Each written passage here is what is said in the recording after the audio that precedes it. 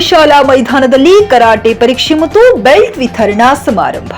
Traditional ಶೂಟೋಕನ್ karate academy Karnataka ವತಿಯಿಂದ ಕೋಟೆ ಪ್ರದೇಶದಲ್ಲಿರುವ ಸೆಂಟ್ ಜಾನ್ಸ್ ಪ್ರೌಢಶಾಲಾ ಮೈದಾನದಲ್ಲಿ 350ಕ್ಕೂ ಹೆಚ್ಚು ಕರಾಟೆ ವಿದ್ಯಾರ್ಥಿನಿಯರಿಗೆ ಬೆಲ್ಟ್ ಪರೀಕ್ಷೆ ನಡೆಸಲಾಯಿತು.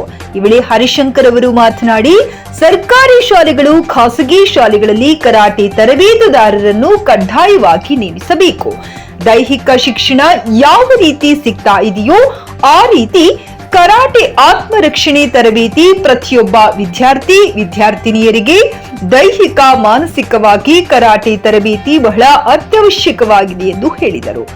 ಶಾಂತಸೀಲಂ ಮಾತನಾಡಿ, ಬಳ್ಳಾರಿಯಲ್ಲಿ ಯಾವುದೇ ಕ್ರೀಡೆಗೆ ಇಷ್ಟು ವಿದ್ಯಾರ್ಥಿಗಳು ನಾನು ಯಾವತ್ತೂ ನೋಡಿಲ್ಲ. ವಿಶೇಷ ಕರಾಟೆಯಲ್ಲಿ ಸುಮಾರು ಇಷ್ಟು ವಿದ್ಯಾರ್ಥಿಗಳ ಜೀವನಗಳಲ್ಲಿ ವಿದ್ಯಾಭ್ಯಾಸದ ಜೊತೆ ಕರಾಟೆ ಅತ್ಯವಶ್ಯಕವಾಗಿದೆ.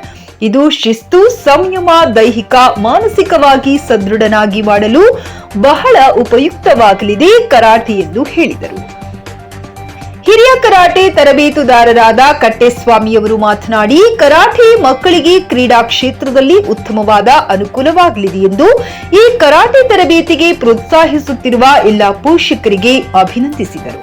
ಈ ಸಂದರ್ಭದಲ್ಲಿ ಹಿರಿಯ ಕರಾಟೆ ತರಬೇತುದಾರರಾದ ಹುಲಿಗೆಣ್ಣ, ಜಡೇಶ್, ಪ್ರಸಾದ್, ಹನುಮಂತ, ಗುರುನಾಥ್, ಯುವರಾಜ್, ನಬಿ ಸಾಬ್, ರಿಜ್ವಾನ್, ವೆಂಕಟಲಕ್ಷ್ಮಿ ಇನ್ನು ಅನೇಕ ಕರಾಟೆ ತರಬೇತಿದಾರರು ಉಪಸ್ಥಿತರಿದ್ದರು.